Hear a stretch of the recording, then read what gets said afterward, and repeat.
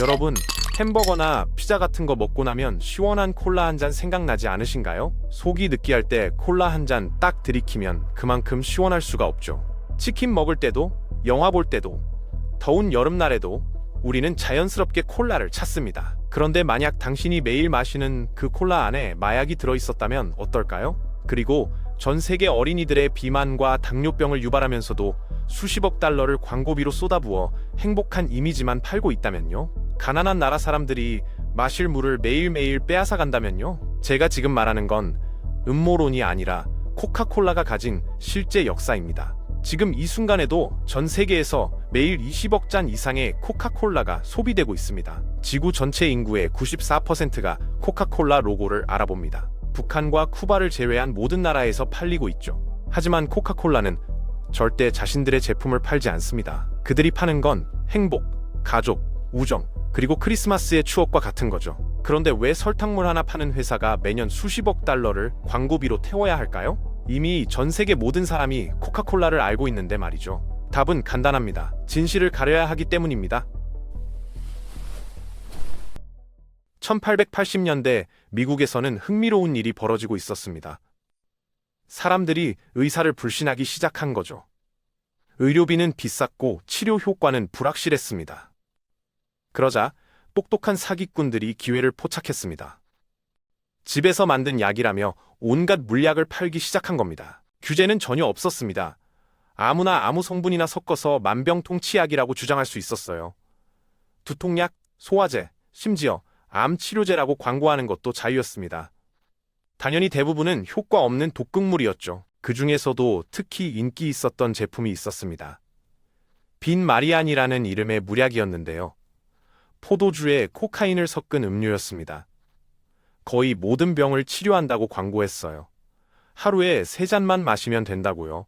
이 음료의 열성 팬이 한 명 있었습니다. 존 펜버튼이라는 남자였죠. 그는 남북전쟁 참전 용사였는데 전투에서 심각한 부상을 입었습니다. 군의관들은 그가 곧 죽을 거라고 판단했고 고통을 줄이기 위해 모르핀을 대량 투여했어요. 그런데 펜버튼은 살아남았습니다. 대신 모르핀 중독자가 되었죠. 그가 빈 마리아니를 발견한 건 바로 이때였습니다. 이 음료를 마시면 기분이 좋아졌어요. 모르핀 중독을 극복하는 데 도움이 된다고 믿었습니다. 물론 실제로는 단지 포도주와 코카인 때문에 기분이 좋았을 뿐이지만요. 펜버튼은 화학자였습니다. 그래서 생각했죠. 나도 이런 음료를 만들 수 있지 않을까?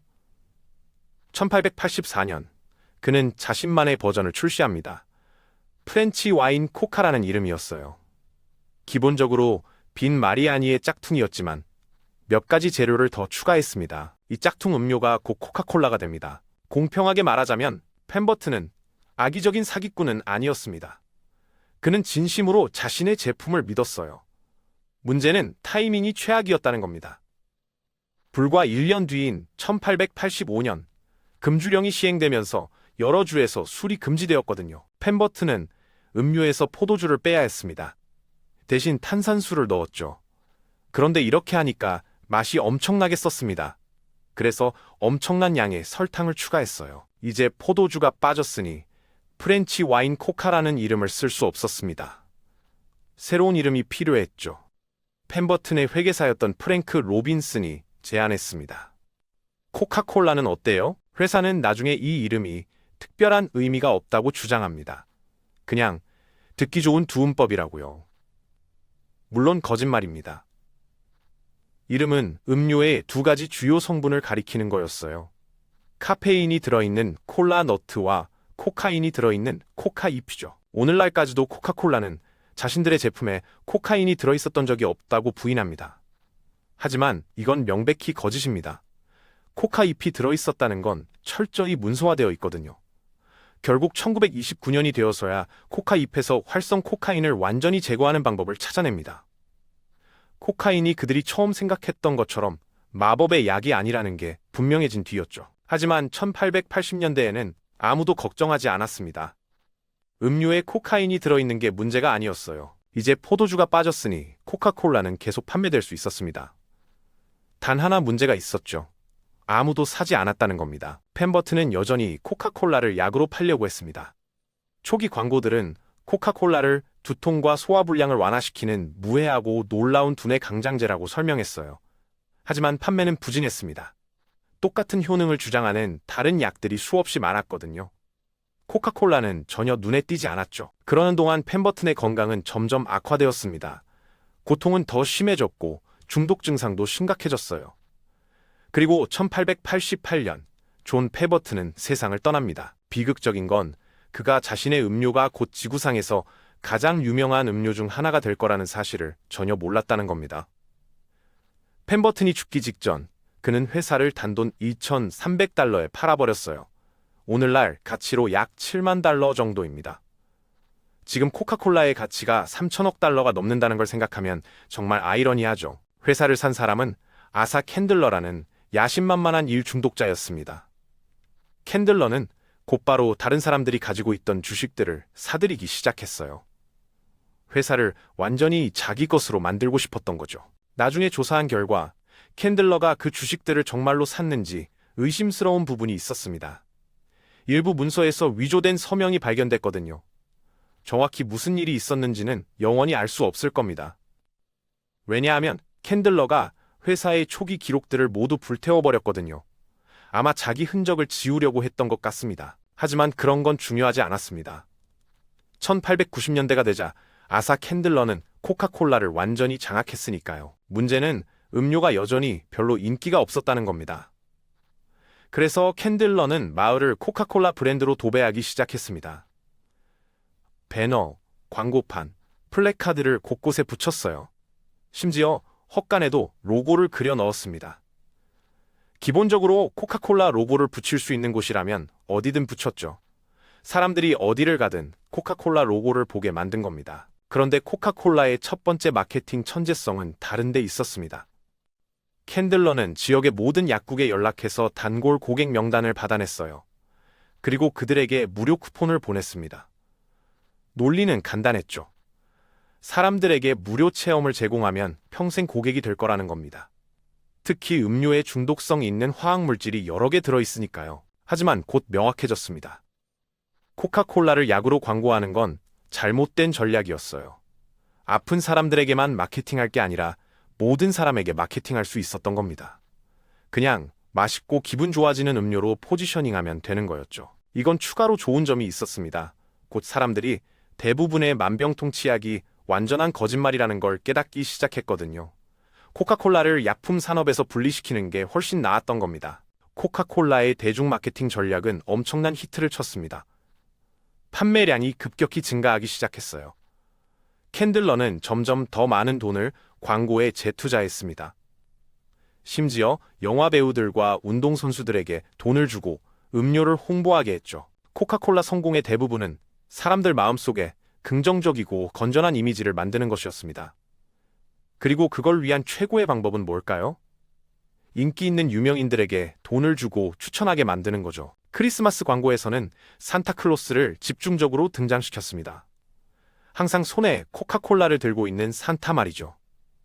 어린아이들 머릿속에 코카콜라와 크리스마스의 기쁨을 연결시키기 위한 전략이었습니다. 물론 오늘날 기준으로 보면 이런 마케팅이 특별해 보이지 않을 수 있습니다. 하지만 당시엔 획기적이었어요. 코카콜라는 나중에 모든 기업의 표준이 된 수많은 마케팅 전략을 개척했습니다. 예를 들어 섹스 어필은 요즘 광고계의 클리셰가 되었지만 당시 주류 기업 중에서 코카콜라만큼 이걸 활용한 곳은 거의 없었습니다. 그들은 코카콜라 걸이라는 개념을 만들었어요. 항상 손에 코카콜라를 들고 있는 매력적인 여성들 말이죠. 코카콜라는 심지어 통계 부서까지 만들었습니다. 차량 통행량과 슈퍼마켓 내부 동선을 분석해서 광고를 배치하기 가장 효과적인 위치를 결정하기 위해서였어요. 라디오부터 텔레비전까지 새로운 기술이 도입될 때마다 코카콜라는 항상 그 매체에 광고비를 쏟아부을 준비가 되어 있었습니다. 그런데 초기에 코카콜라는 주로 탄산음료 판매점에서만 팔렸습니다. 이건 코카콜라에게 엄청난 돈을 절약시켜줬어요. 실험만 배포하면 판매자가 탄산수와 섞어서 팔았으니까요. 운송비와 유통비가 훨씬 낮았죠. 그러던 어느 날 벤자민과 조셉이라는 두 명의 변호사가 아사 캔들러를 찾아왔습니다. 그들은 아이디어가 하나 있다고 했어요. 병에 담아서 팔면 어떨까요? 캔들러는 이게 정말 멍청한 아이디어라고 생각했습니다. 병입은 비용도 많이 들고 복잡했거든요. 하지만 벤자민과 조셉은 모든 비용과 위험을 자기들이 부담하겠다고 했습니다. 그래서 캔들러는 동의했고 단돈 1달러의 명목상 수수료로 코카콜라의 모든 병입 권리를 그들에게 넘기는 계약서에 서명했어요. 캔들러는 잃을 게 없다고 생각했습니다. 만에 하나 이 병입 아이디어가 성공한다면 자기는 그냥 코카콜라 시럽을 엄청나게 많이 팔면 되는 거니까요. 우리가 지금 알다시피 병입 코카콜라는 상상할 수 없을 정도로 엄청난 성공을 거뒀습니다. 고객들은 병입 코카콜라를 너무나 사랑했어요. 처음에는 캔들러에게도 좋은 일이었습니다. 병입업자들이 그에게서 엄청난 양의 코카콜라 시럽을 사갔으니까요. 이건 사업의 엄청난 수익원이 되었죠. 그런데 아주 큰 문제가 하나 있었습니다.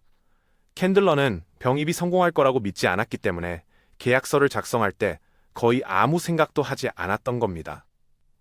계약에는 기간 제한도 없었고 시럽 생산 비용이 증가할 경우 가격 변경에 대한 언급도 전혀 없었어요. 이게 무슨 뜻이냐면 아사 캔들러는 병입업자들에게 영구적인 계약을 준 거였습니다. 원재료 비용이 아무리 올라도 똑같은 낮은 가격에 코카콜라 시럽을 공급해야 하는 거죠. 이건 수십 년에 걸쳐 코카콜라와 병입업자들 사이에 수많은 소송으로 이어졌습니다. 코카콜라 회사는 캔들러가 단돈 1달러에 팔아버린 권리들을 다시 사들이기 위해 수백만 달러를 지불하게 됩니다. 하지만 1900년대 초반에는 이게 캔들러의 걱정거리가 아니었습니다. 코카콜라의 판매량이 그 어느 때보다 높았고 매년 성장하고 있었으니까요. 물론 이건 제품 때문이 아니었어요. 비슷한 음료는 수없이 많았습니다. 코카콜라 자체가 다른 음료의 짝퉁이었다는 걸 기억하시죠? 급속한 성장의 이유는 마케팅이었습니다. 코카콜라는 매년 점점 더 많은 돈을 광고에 쏟아부었고 매년 판매량은 증가했습니다. 그런데 코카콜라의 가장 큰 성공은 아주 놀라운 곳에서 왔습니다. 바로 제2차 세계대전이었죠. 전쟁이 발발하자 설탕이 배급제로 전환된다는 발표가 나왔습니다. 그러자 코카콜라는 황당한 주장을 했어요. 자신들은 설탕 배급제에서 제외되어야 한다는 겁니다. 왜냐하면 코카콜라는 전시 필수품이라는 거였죠. 더 황당한 건 정부가 이걸 받아들였다는 겁니다. 이건 주로 코카콜라가 정부 로비에 엄청난 돈을 쏟아부었기 때문이었어요. 코카콜라는 수많은 연구에 자금을 지원해서 코카콜라의 이점을 정부에 설득하려 했습니다. 그들은 코카콜라가 사기를 높이고 군인들에게 에너지를 준다고 주장했죠. 결국 미국 정부는 코카콜라 임원을 배급위원회에 임명했고 그 임원은 코카콜라에게 설탕 배급 면제를 허가했습니다. 다른 모든 회사들은 전쟁 중에 사용하는 설탕량을 줄여야 했는데 코카콜라만은 그럴 필요가 없었던 거죠. 하지만 코카콜라는 여기서 멈추지 않았습니다. 코카콜라 회장은 공개적으로 약속했어요. 우리는 군복을 입은 모든 사람이 어디에 있든 회사가 얼마를 손해보든 상관없이 5센트에 코카콜라 한 병을 마실 수 있도록 하겠습니다. 이 낮은 가격에 팔면 코카콜라는 판매할 때마다 손해를 보는 거였습니다. 그런데도 이 결정은 정말 천재적이었어요. 첫째로 대중과 특히 군인들의 눈에는 코카콜라와 전쟁 노력 사이에 강한 연결고리가 만들어졌습니다. 이건 코카콜라가 수백만 미국인들의 마음속에서 엄청난 대중적 지지와 호의를 얻게 만들었죠. 코카콜라와 애국심이 연결된 겁니다. 코카콜라는 이 기회를 놓치지 않았습니다. 군인들이 코카콜라 병을 들고 있는 새로운 전시 광고를 만들었어요. 하지만 그게 전부가 아니었습니다. 뒤에서 코카콜라는 정부와 거래를 했습니다. 해외에 코카콜라 병입 공장을 세우는 걸 돕는 자금을 받기로 한 거죠. 그들은 이게 미국의 영향력을 전파하고 군인들의 사기를 높일 거라고 주장했습니다. 하지만 실제로 이게 의미하는 건 세금이 코카콜라의 국제 확장에 자금을 대고 있다는 거였죠. 전쟁 중에 64개의 코카콜라 병입 공장이 여러 대륙에 세워졌습니다. 대부분 정부 자금으로요. 사실상 전쟁 중에 코카콜라 공장을 설치한 기술자들은 탱크나 비행기를 수리하는 사람들만큼이나 중요하다고 여겨졌습니다. 그리고 코카콜라가 이제 세계 어디에 있든 군인들이 접근할 수 있게 되자 군인들은 현지인들과 음료를 나누기 시작했어요. 이건 코카콜라가 더 많은 새로운 나라로 확장하는데 도움이 되었습니다. 군인들은 전쟁의 지옥 속에서 고향의 맛을 보내준 코카콜라에 너무나 감사했고, 그들은 음료의 가장 열렬한 옹호자가 되었습니다. 미군은 기본적으로 코카콜라 영업 조직이 되어서 그들이 가는 곳마다 새로운 사람들에게 코카콜라를 소개했죠. 그래서 전쟁이 대부분의 회사와 사람들에게 엄청난 타격을 주는 동안 코카콜라는 전 세계로 그 어느 때보다 빠르게 확장하고 있었습니다. 오늘날 전 세계에서 코카콜라를 팔지 않는 나라는 단 2곳뿐입니다. 쿠바와 북한이죠. 그리고 전쟁 중에 코카콜라가 맺은 거래들이 지구 전역으로의 급속한 글로벌 확장에 큰 책임이 있었습니다. 이 애국적인 회사로서 미국 군인들을 돌보는 코카콜라라는 가슴 뭉클한 이미지에는 단 하나 작은 문제가 있었습니다. 전쟁 중에 코카콜라 회사는 독일에도 코카콜라를 공급하고 있었다는 거죠. 네, 맞습니다. 미국에서는 군대를 지원한다고 떠들어대는 동안 독일에서는 미국적인 것과의 연관성을 끊으려고 바쁘게 움직이고 있었습니다. 코카콜라는 말 그대로 양쪽 모두를 상대하고 있었던 겁니다. 결국 독일은 그들에게 엄청난 시장이었으니까요. 하지만 전쟁이 진행되면서 많은 물품의 독일 공급이 차단되는 제한 조치가 도입되었습니다. 대부분의 다국적 기업들은 이제 독일의 제품을 팔 수 없게 되었죠. 그런데 독일에서 코카콜라의 가장 큰 병입 공장을 운영하던 막스 카이스라는 사람이 아이디어를 냈습니다. 그는 현지 화학자들에게 코카콜라와 대충 비슷한 새로운 음료를 만들게 했어요. 하지만 더 이상 수입할 수 없는 코카콜라 시럽 대신 사과 섬유 같은 다른 식품 생산에 남은 찌꺼기로 만들었습니다. 이 새로운 음료는 나중에 환타라는 이름이 붙었습니다. 그리고 전쟁 때문에 다른 많은 음료들이 금지되었기 때문에 환타는 독일에서 엄청난 히트를 쳤죠. 일부 자료에 따르면 카이스가 환타를 생산하기 위해 수용소의 강제 노동을 사용했다고도 합니다.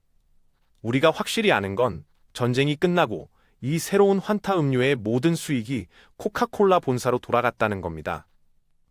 그리고 막스는 코카콜라 회사에서 승진했죠. 1955년까지 코카콜라는 전 세계 여러 나라에서 환타를 판매하고 있었습니다. 물론 코카콜라 역사의 많은 부분이 그렇듯이 코카콜라는 실제로 무슨 일이 있었는지에서 거리를 두려고 했습니다.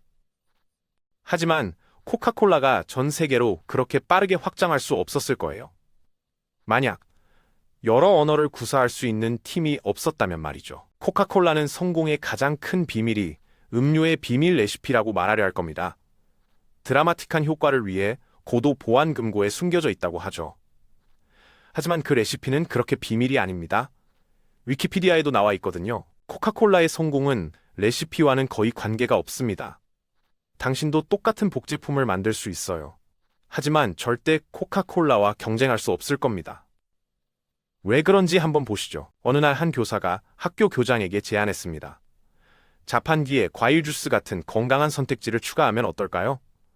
교장은 불가능하다고 답했어요. 학교가 코카콜라와 독점 계약을 맺고 있기 때문이라는 겁니다. 코카콜라는 학교에 연간 $3,000를 지불했습니다. 학생 한 명당 약 $1 정도죠. 그 대가로 학교가 어떤 제품을 팔지 결정할 수 있는 권한을 얻은 겁니다. 알고 보니 이런 계약이 수많은 학교들과 맺어져 있었습니다. 이건 코카콜라의 요람에서 무덤까지 전략의 일부였어요. 기본적으로 누군가를 평생 코카콜라 고객으로 만드는 가장 좋은 방법은 가능한 한 어린 나이부터 마시게 하는 겁니다. 한 코카콜라 마케팅 책임자는 이렇게 지적했습니다. 어리고 취약한 나이에 평생 코카콜라 고객으로 만드는 게 나중에 나이가 들어서 전환시키려는 것보다 훨씬 쉽다고요. 일부 계약에서는 학교가 아이들에게 코카콜라를 더 많이 팔면 추가 돈을 벌 수 있었습니다. 많은 학교들이 자금이 부족하고 돈이 절실히 필요했기 때문에 아이들에게 코카콜라 제품을 팔았던 겁니다. 이건 코카콜라가 어린이들에게 광고하는 것에 대한 규제를 우회한 많은 방법 중 하나일 뿐입니다. 또 다른 방법은 코카콜라가 수많은 수집품들을 만든 거였어요. 바비 인형, 장난감 자동차, 보드게임, 배달트럭, 그리고 다른 장난감들을 만들었습니다. 이것들이 어른들을 위한 거라고 주장하면서요. 그 다음엔 크리스마스 광고들이 있었습니다. 산타와 코카콜라를 의도적으로 연결시켜서 어린아이들의 머릿속에 각인시키는 거죠. 1982년에 코카콜라는 아예 콜럼비아 픽처스를 인수했습니다. 영화의 간접 광고를 쉽게 통합하기 위해서였어요. 비록 나중에 영화 스튜디오를 팔고 대신 다른 회사들의 돈을 주고 코카콜라 간접 광고를 하기로 결정했지만요. 가족 영화에 간접 광고를 넣는 건 영리한 허점이었습니다. 아이들을 타겟으로 하는 것에 대한 규제를 우회할 수 있었거든요. 그리고 효과가 있었어요. 연구에 따르면 아기들조차도 코카콜라는 세상에서 가장 알아볼 수 있는 브랜드 중 하나라고 합니다. 하지만 1980년대로 접어들면서 코카콜라에게 문제가 생기기 시작했습니다. 코카콜라가 미치는 부정적인 건강 영향에 대한 데이터가 점점 더 쌓이고 있었던 거죠. 코카콜라가 치아를 썩게 한다는 우려는 항상 있었습니다. 하지만 새로운 데이터는 코카콜라가 비만, 당뇨병, 그리고 일련의 다른 건강 문제들에 미치는 심각한 영향을 보여주고 있었어요. 예를 들어 어린이들에 대한 한 연구는 하루에 단 한 잔의 설탕 탄산음료를 추가로 마시는 것만으로도 과체중이 될 확률이 6% 더 높아진다는 걸 발견했습니다. 또 다른 연구는 아기들이 높은 설탕 섭취에 노출되면 평생 설탕에 의존하도록 조건화된다는 걸 보여줬죠. 건전함의 이미지를 기반으로 구축된 브랜드에게는 이게 큰 타격이었습니다. 이렇게 광범위한 건강 문제와 직접적으로 연결되는 건 말이죠. 특히 코카콜라가 점점 더 큰 용량 사이즈를 제공하는 전략을 적극적으로 추진하고 있었기 때문에 더 심각했습니다. 음료에 카페인이 들어있다는 것도 도움이 되지 않았어요. 코카콜라는 이게 순전히 맛을 위한 거라고 주장했습니다. 하지만 블라인드 맛 테스트에서 사람들은 카페인이 없는 버전과 차이를 구별할 수 없었어요. 이건 일부 사람들로 하여금 의문을 품게 했죠. 왜 코카콜라는 아이들에게 그렇게 많이 팔리는 음료에 이 중독성 있는 카페인을 계속 추가하는 걸까? 하지만 탄산음료 업계는 담배 업계가 깨달았던 것과 비슷한 걸 깨달았습니다. 과학에 대해 논쟁하는 것보다 과학에 의문을 제기하는 게 더 쉽다는 거죠. 항상 더 많은 연구가 필요하다고 주장할 수 있으니까요. 그래서 뒤에서 코카콜라는 수십만 달러를 연구들에 쏟아부어서 탄산음료와 비만 및 당뇨병 사이의 연관성에 의문을 제기했습니다. 놀랍지 않게도 코카콜라가 자금을 댄 연구들은 대체로 코카콜라가 많은 건강 문제를 일으키지 않는다고 주장했어요. 하지만 그들은 누가 그 연구들의 자금을 댔는지는 편리하게도 언급하지 않았습니다. 코카콜라는 또한 설탕세와 더 강력한 식이 지침에 반대하는 주 공무원들을 로비하는데 수백만 달러를 쏟아부었습니다. 그들은 특정 정치인들의 선거운동에 기부하는 대가로 코카콜라에 대한 특별 대우를 받기로 뒤에서 거래를 했다고 전해집니다. 그들은 또한 운동선수들과 주요 스포츠 이벤트들을 후원하는데 계속해서 수십억 달러를 쏟아부었습니다. 위대한 운동 성과와 코카콜라 사이의 연결이라는 환상을 만들어내기 위해서였죠. 하지만 코카콜라는 과학이 부인하기에는 너무 명백해지기 전에 오래 버틸 수 없다는 걸 잘 알고 있었습니다. 그래서 그들은 다른 음료로 확장하기 시작했어요. 예를 들어 다산이라는 생수 브랜드 같은 거죠. 그런데 이건 영국에서 출시되자마자 즉시 역효과를 냈습니다. 이 비싼 생수가 기본적으로 그냥 지역 수돗물에서 나온 거라는 게 빠르게 발견되었거든요. 코카콜라는 물이 정화 과정을 거친다고 해명하려 했지만 이건 상황을 더 악화시켰을 뿐이었습니다. 알고 보니 그들이 나쁜 배치의 미네랄을 실수로 추가해서 물이 오염되었던 거였거든요. 결과적으로 유통 중이던 50만 병이 안전 우려로 상점에서 회수되어야 했습니다. 다시 말해 코카콜라가 건강한 음료를 만들려는 시도는 비싼 오염된 수돗물을 팔았다는 비난으로 끝난 겁니다. 하지만 이건 코카콜라의 오염 문제 중 최악이 아니었습니다. 1999년 벨기에에서 아이들이 코카콜라를 마신 후 병에 걸리기 시작했어요. 결국 모든 코카콜라 제품이 리콜되었습니다. 프랑스도 불량 코카콜라로 100명 이상이 아프다고 보고했고 일시적으로 그들의 제품을 금지했죠. 회사는 이런 문제들에 대응하는 속도가 매우 느렸습니다. 문제를 충분히 심각하게 받아들이지 않는다는 비난을 받았어요. 그러다 인도에서 코카콜라는 폐수로 지하수를 오염시킨다는 비난을 받았습니다. 코카콜라는 실제로 폐수 문제가 있다는 걸 인정했어요. 하지만 문제를 해결했다고 주장했죠. 그런데 나중에 독립적인 테스트에서 여전히 코카콜라의 인도 공장에서 생산된 독성 슬러지의 흔적이 발견되었습니다. 이 슬러지는 땅을 황폐화시키고 그걸 마신 지역 동물들을 죽였으며 지역 농부들의 생계를 파괴했다고 전해집니다. 뉴델리의 과학환경센터는 코카콜라와 펩시 모두에서 살충제를 발견했다고 발표했어요. 충분히 오랜 기간 섭취하면 암, 선천적 결함, 그리고 면역 체계에 심각한 혼란을 일으킬 수 있다는 겁니다. 한 지역 마을의 여성은 기자들에게 이렇게 말했습니다. 이 회사가 오기 전 우리 삶은 편안하고 아름다웠어요. 회사가 온 후 6개월 안에 물맛이 변했죠. 다른 사람은 이렇게 말했습니다. 우리가 씻으면 머리가 어지럽고 아파요. 온몸을 긁게 되죠. 코카콜라의 환경 기록은 계속해서 악화되었습니다. 회사는 가뭄에 시달리는 여러 지역에서도 병입 공장을 운영하고 있었거든요. 공무원들은 사용 가능한 물의 극적인 감소에 대해 코카콜라를 비난했습니다. 이 문제는 멕시코 일부 지역에서 특히 심각했습니다. 2000년부터 2006년까지 멕시코 대통령은 전에 코카콜라 멕시코의 회장이었던 사람이었거든요. 대통령은 당선된 후 자신의 전 회사에 특혜를 주기 시작했어요. 그의 재임 기간 동안 그는 코카콜라에게 27개의 물 채굴권을 주었습니다. 많은 사람들은 이게 코카콜라가 물을 오염시키고 심지어 원주민들이 소유한 물을 훔칠 수 있게 허락했다고 주장합니다. 한 지역 주민은 이렇게 주장했어요. 여기는 물이 많았어요. 이제는 부족합니다. 그들은 아무것도 지불하지 않고 그냥 우리 물을 가져가고 있어요. 이 대통령 재임 기간 동안 코카콜라 판매는 50% 증가했고 멕시코에서 가장 인기 있는 음료가 되었습니다. 비평가들은 이것이 코카콜라가 정치인들과의 수상한 거래로 이익을 본 또 다른 사례라고 주장합니다. 물론 코카콜라는 성공하기 위해 항상 막대한 양의 천연 자원을 확보해야 했습니다. 사실 세계에서 가장 큰 설탕 구매자예요. 하지만 1990년대에 접어들면서 코카콜라는 더 많은 부정적인 홍보에 직면하기 시작했습니다.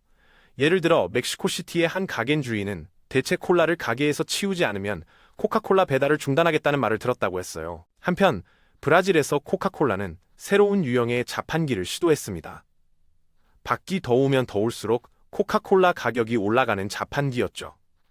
또한 판매 수치를 높이고 투자자들을 속이기 위해 코카콜라는 채널 스토핑에 관여했습니다. 분기 말에 유통업자들에게 필요한 것보다 더 많은 시럽을 사도록 강요해서 코카콜라의 수익이 실제보다 더 좋아 보이게 만든 거죠. 하지만 코카콜라에 대한 반발은 2003년에 정점에 달했습니다. 킬러 코크를 멈춰라는 캠페인이 시작되었거든요. 이 캠페인은 코카콜라 회사가 콜롬비아의 코카콜라 병입 공장에서 일하는 노조원들의 살해에 책임이 있다고 주장했습니다. 코카콜라는 이를 부인했고 정확한 진실은 여전히 불명확합니다.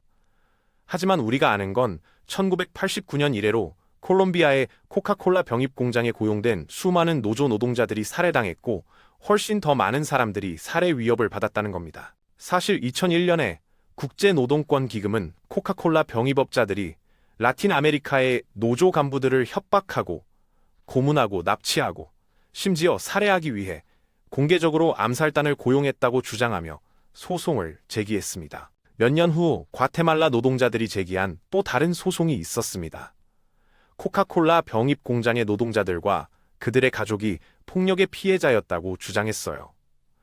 노동자들이 노조에 가입하기로 결정한 후였죠. 그들은 노조에 가입하고 싶었습니다. 일부 노동자들이 하루 15시간 교대로 일하면서 단 15달러만 받고 있었거든요. 하지만 다시 노조 지도자들과 그들의 가족 구성원들에 대한 납치, 고문, 그리고 살해 혐의가 있었습니다. 코카콜라는 과테말라 공장이 독립적으로 소유되어 있으며 코카슬라는 이런 사건들에 대해 전혀 알지 못했다고 주장합니다. 그리고 코카콜라가 진실을 말하고 있을 수도 있어요. 그들이 실제로 공모했는지, 폭력에 대해 알았는지 아니면 그냥 간접적으로 이익을 얻었을 뿐인지는 모릅니다. 어느 쪽이든 공격과 위협으로 노조들은 초토화되었고 라틴 아메리카 일부 지역에서 코카콜라는 죽음의 반짝임이라고 불리게 되었습니다. 우리가 확실히 아는 건 코카콜라의 과거를 깊이 들여다볼수록 그들이 제시하려는 건전한 이미지에서 점점 더 멀어진다는 겁니다. 예를 들어 코카콜라 회사를 설립하고 음료를 대중화하는 데 중추적인 역할을 한 아사 캔들러는 한때 이렇게 말했습니다. 우리가 보는 가장 아름다운 광경은 노동하는 어린이입니다. 소년이 일을 시작하는 나이가 어릴수록 더 아름답습니다. 하지만 우리 모두 횃불을 들고 나서기 전에 중요한 걸 인정해야 한다고 생각합니다. 이렇게 오랜 역사를 가진 거대 기업을 보면 아마 그들의 과거에서 윤리적 재앙을 발견하게 될 거라는 거죠. 이건 변명이 아닙니다. 하지만 비즈니스는 잔인하다는 걸 상기시켜주는 겁니다. 코카콜라에 대한 많은 비판들은 그들의 경쟁사들에게도 똑같이 적용됩니다. 물론 코카콜라가 세상을 위해 많은 좋은 일도 했다는 것도 인정해야 해요. 우리는 이야기의 한쪽 면만 보고 결론을 내릴 수 없습니다. 결코 흑백으로 나뉘지 않으니까요. 아이러니한 건 코카콜라가 받은 최악의 언론 보도 중 일부는 이런 도덕적이거나 법적인 문제와는 전혀 관련이 없었다는 겁니다. 코카콜라의 가장 큰 반발은 음료의 맛을 바꾼 것에서 왔어요. 코카콜라 회사는 펩시 사업을 여러 번 살 기회를 제안받았습니다. 1933년에는 단 5만 달러에 살 수 있었죠. 하지만 코카콜라는 거절했어요. 대신 코카콜라는 펩시가 광고에서 콜라라는 단어를 사용한다며 소송을 걸려고 했습니다. 펩시가 코카콜라 제품을 짝내려 한다고 주장한 거죠. 이건 역효과를 냈습니다. 펩시는 코카콜라가 반독점 전술을 사용해 독점을 구축하려 한다고 맞섰거든요. 법원은 동의했고 콜라는 누구나 사용할 수 있는 일반 용어라고 판결했습니다. 코카콜라가 펩시를 살 기회를 놓쳤기 때문에 결국 그들은 계속되는 마케팅 전쟁에 갇히게 되었습니다. 한때 코카콜라와 펩시 둘 다 서로 경쟁하기 위해 가격을 낮추고 할인을 제공하기 시작했어요. 하지만 그들은 이게 둘 다에게 해롭다는 걸 깨달았죠. 결국 펩시는 맛으로 실제로 경쟁한다는 간단하지만 천재적인 아이디어를 냈습니다. 1975년 펩시는 펩시 챌린지를 시작했어요. 사람들에게 두 개의 흰색 컵을 줬습니다. 하나에는 펩시가 들어있고 하나에는 코카콜라가 들어있었죠. 사람들은 어느 게 어느 건지 몰랐고 둘 다 맛을 보고 어느 걸 선호하는지 보라고 했습니다. 테스트 결과 펩시를 선호하는 사람이 조금 더 많았습니다.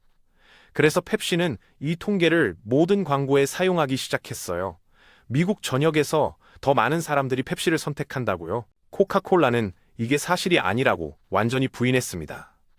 하지만 그들이 자체 테스트를 실시했을 때 블라인드 맛 테스트에서 펩시가 실제로 약간 더 높은 점수를 받는다는 걸 발견했어요. 한편 코카콜라는 천천히 하지만 꾸준히 시장 점유율을 잃고 있었습니다. 그들은 모든 걸 시도했어요. 거대한 마케팅 캠페인과 가격 프로모션을요. 하지만 매년 코카콜라의 시장 점유율은 조금씩 줄었고 펩시는 조금씩 늘었습니다. 펩시 챌린지가 맞는 것 같았습니다. 문제는 더 많은 사람들이 단순히 펩시의 맛을 선호한다는 거였죠. 그래서 코카콜라는 엄청나게 비밀스러운 임무를 시작했습니다. 그들은 코카콜라의 레시피를 바꾸려고 했어요. 엄격한 테스트와 시험을 거친 후 그들은 오리지널 코카콜라와 펩시 둘 다보다 일관되게 더 나은 성능을 보이는 새로운 컬러를 발견했습니다. 계속해서 블라인드 맛 테스트를 반복했고 데이터는 명확했어요. 새로운 레시피가 더 인기가 있었습니다. 그래서 코카콜라 100주년을 조금 앞두고 그들은 상상할 수 없는 일을 했습니다. 코카콜라 레시피를 바꾸고 뉴코크로 교체한 거죠. 즉시 혼란이 시작되었습니다. 매일 수천 건의 전화와 편지가 코카콜라 사무실에 도착했어요. 옛날 버전의 코카콜라를 애원하는 비통한 사람들과 코카콜라가 감히 오리지널 레시피를 빼앗을 배짱을 가졌다고 분노하는 사람들이 뒤섞여 있었습니다. 코카콜라는 곧 소란이 가라앉을 거라고 예상했어요. 특히 사람들이 실제로 새로운 레시피를 먹어보면요. 하지만 분노는 단순히 심화되었을 뿐입니다. 언론도 똑같이 분노로 가득 찬 보도를 쏟아냈어요. 경기장의 거대한 스크린에 뉴코크 광고가 나오면 사람들은 크게 야유했습니다. 뉴코크를 싫어하는 게 유행이 되었죠. 물론 불평하는 사람들 중 많은 수가 새로운 레시피를 시도조차 하지 않았습니다. 한 코카콜라 직원이 말했듯이 우리가 신들의 만병통치약을 소개했어도 아무 차이가 없었을 겁니다. 곧 매우 분명해졌습니다. 맛이 문제가 아니었다는 거죠. 뉴코크가 블라인드 맛 테스트에서 기술적으로 더 맛있든 아니든 상관없었어요. 코카콜라의 성공은 애초에 맛에 관한 게 아니었으니까요. 놀라운 마케팅 덕분에 전 세계 사람들은 코카콜라를 오랜 친구로 여기게 되었습니다. 약 100년 동안 코카콜라는 존재해왔어요. 세상에 무슨 일이 일어나든 절대 변하지 않았죠. 아이콘이었습니다. 그리고 그렇게 많은 사람들에게 의미 있는 걸 바꾸는 건 배신으로 여겨졌어요. 한 분노한 편지는 이렇게 논평했습니다. 코카콜라를 바꾸는 건 잔디를 보라색으로 만드는 것과 같아요. 다른 편지는 이렇게 주장했습니다. 당신들은 내 어린 시절을 빼앗아 갔어요. 몇 달이 지나도 시위는 사그라들지 않았습니다. 곧 명확해졌죠. 회사는 옛날 레시피로 되돌려야 한다는 게요. 그들은 거대한 실수를 한 겁니다. 역사상 회사의 결정에 대한 이렇게 강한 반발이 있었던 경우는 거의 없었어요. 그런데도 뉴코크 재앙은 결국 코카콜라의 가장 위대한 마케팅 승리 중 하나가 되었습니다. 코카콜라가 굴복해서 클래식 코카콜라라는 이름으로 오리지널 레시피를 다시 내놓자 갑자기 모든 분노가 열광과 찬사로 바뀌었거든요. 갑자기 회사에 도착하는 모든 편지와 전화는 회사를 사랑하는 팬들로 가득 찼습니다. 회사에 감사하고 그것이 그들에게 얼마나 의미가 있는지 논평하는 사람들이었죠. 한 코카콜라 마케터는 이렇게 말했습니다. 우리가 암 치료제를 발명했다고 생각했을 겁니다. 옛날 맛을 다시 도입한 직후 코카콜라 판매량이 극적으로 증가했어요. 비즈니스 위크는 이 전체를 10년의 마케팅 실수라고 명명했습니다. 하지만 일부 회의적인 분석가들은 회사가 전체를 홍보를 위해 연출했다고 느꼈어요. 고객들에게 코카콜라가 그들에게 얼마나 의미가 있는지 상기시키기 위해서요. 만약 이 소동이 정말로 계획된 거였다면 상상할 수 있는 가장 위대한 마케팅 전략 중 하나일 겁니다. 하지만 그건 전혀 사실이 아니었어요. 뉴코크는 코카콜라의 재앙적인 판단 착오였습니다. 그들은 정말로 사람들이 뉴코크를 선호할 거라고 생각했어요. 사실 그들이 클래식 버전을 다시 도입한 후에도 상점에서 뉴코크도 계속 이용 가능하게 했습니다. 사람들이 실제로 새로운 맛을 시도할 더 많은 시간을 갖게 되면 결국 사람들이 새로운 레시피로 전환할 거라고 생각했기 때문이죠. 하지만 그들은 다시 틀렸습니다. 뉴코크의 판매는 절대 개선되지 않았고 결국 유통에서 완전히 제거되었어요. 하지만 그렇게 완전히 틀렸음에도 불구하고 최종 결과는 뉴코크가 의도치 않게 사람들이 오리지널 코카콜라를 얼마나 사랑하는지 깨닫게 만들었다는 겁니다. 전체 사건은 사람들이 코카콜라에 대해 그 어느 때보다 더 애착을 갖고 충성스럽게 느끼도록 도왔어요. 그래서 뉴코크는 역사상 가장 성공적인 실수 중 하나였습니다. 하지만 이 모든 것 중 가장 미친 부분은 이겁니다. 사람들이 어느 음료가 어느 건지 모르는 테스트에서 사람들이 뉴코크를 가장 좋게 평가한다는 게 반복해서 증명되었어요. 팽씨가 두 번째고 오리지널 코카콜라가 세 번째였죠. 그런데도 고객들은 압도적으로 오리지널 코카콜라를 원한다고 결정했습니다. 그들은 맛을 가장 적게 좋아하는 음료를 원했던 거예요. 그리고 그게 코카콜라의 마케팅이 바랄 수 있는 가장 큰 칭찬입니다. 사람들의 마음속에 만들어낸 코카콜라의 이미지는 너무 강력해서 맛이나 논리나 데이터를 무시할 정도예요. 많은 면에서 코카콜라는 여전히 특허 의약품 산업이 사용했던 것과 같은 원칙으로 운영되고 있었습니다. 제품이 실제로 무엇인지는 중요하지 않아요. 중요한 건 고객이 제품이 무엇이라고 생각하는가입니다. 제품이 무엇을 상징하는가 말이죠. 그리고 그게 코카콜라가 이미 전 세계 인구의 94%가 코카콜라 로고를 알아보고 있음에도 불구하고 매년 수십억 달러를 광고에 계속 쏟아붓는 이유입니다. 그리고 매일 20억 잔 이상의 코카콜라가 소비되고 있는데도요. 코카콜라는 이미지 위에 구축되어 있습니다. 그 이미지는 끊임없이 강화되어야 해요.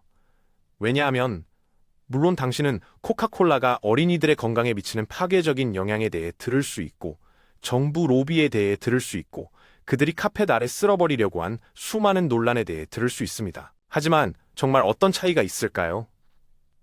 왜냐하면 궁극적으로 코카콜라는 당신에게 설탕물을 팔려고 한 적이 없으니까요. 그들은 당신에게 좋은 시간을 팝니다. 친구들과 가족과 행복한 추억을요. 코카콜라는 자신을 오랜 친구로 포지셔닝합니다. 그리고 친구들 사이에 약간의 논란이 뭐 대수겠어요?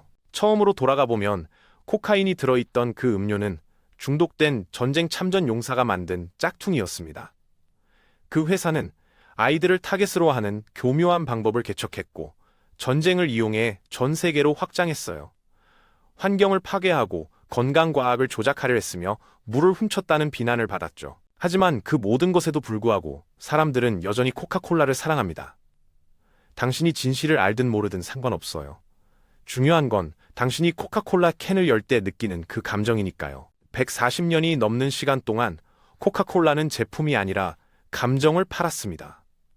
그리고 그들은 그걸 완벽하게 해냈어요.